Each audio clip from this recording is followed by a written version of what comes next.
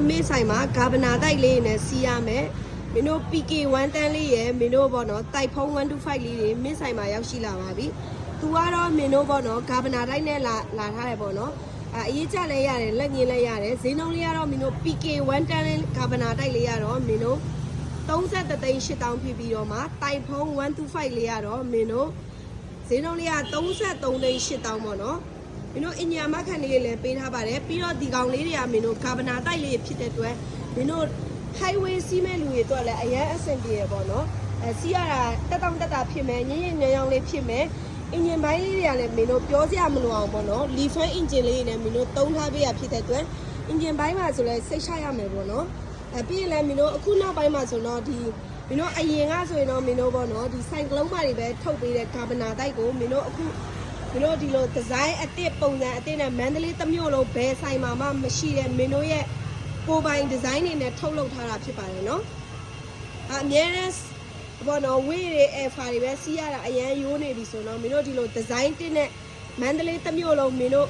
ဘယ်မှာမှမရှိတဲ့မင်းတို့ဒီထိုင်းရန်ဘိုဆိုင်ခွဲမှာတာရှိမယ်ပေါ့နော်ဒီဘိန်းလေးတွေကိုမင်းတို့ဒီဇိုင်းတစ်နဲ့ဂါဗနာတိုက်လေးနဲ့ထုတ်လုပ်ပေးထားတာဖြစ်ပါတယ်နော်အရေးကြလဲရတယ်လက်ငင်းလဲရတယ်ပေါ့နော်အရေးကြအောင်မှမင်းတို့အလဲထက်အရေးကြရမယ်အလဲထက်လက်ငင်းလေးတွေရမယ်ပေါ့နော်ဈေးနှုန်းလေးတွေကလည်းမင်းတို့30ရာခိုင်နှုန်းကနေစပြီးတော့တွင်းလို့ရပါတယ်နော်ကိုကတော့ဂါဗနာတိုက်ကို1တန်းပဲစီးချင်တယ်ဆိုရင်1တန်းလေးယူတချို့ကျတော့125မှစီးချင်တယ်ဆိုတော့မင်းတို့ဒီလို PK တိုက်ဖုံးလေးတွေအယောင်3ယောင်လာထားတယ်125မှဆိုလဲ3ယောင်1တန်းမှဆိုလဲ3ယောင်မင်းတို့ထုတ်လုပ်ပေးထားတာဖြစ်ပါတယ်အခုလက်ရှိမင်းတို့ခစ်စားနေတဲ့ဂါဗနာတိုက်ကိုနဲ့လည်းမင်းတို့ထုတ်လုပ်ပေးထားတာဖြစ်တဲ့အတွက်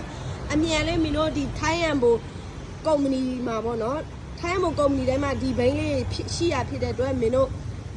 လာရောက်ဝယ်ယူအားပေးနိုင်ပါတယ်ပေါ့နော်မင်းတို့ဒီလိုထိုင်းရန်ဘိုဆိုင်ခွဲတိုင်းမှာရရှိနိုင်ပါတယ်ကိုပိုင်ဒီဇိုင်းကိုပိုင်တီထွင်ထားပါတော့နော်မဟုတ်ဒီဇိုင်းတွေကတော့မင်းတို့ဘဒူးနဲ့မှတူမှာမဟုတ်ပါဘူးဘာဖြစ်လို့လဲဆိုတော့မင်းတို့ကိုပိုင်ဒီဇိုင်းတွေနဲ့တီထွင်ထားတဲ့ဘိန်းလေးဖြစ်တဲ့အတွက်ပေါ့နော်မင်းတို့မန္တလေးမြို့မှာဆိုတော့မင်းတို့တူးတီတော့ကိုယ်စလဲ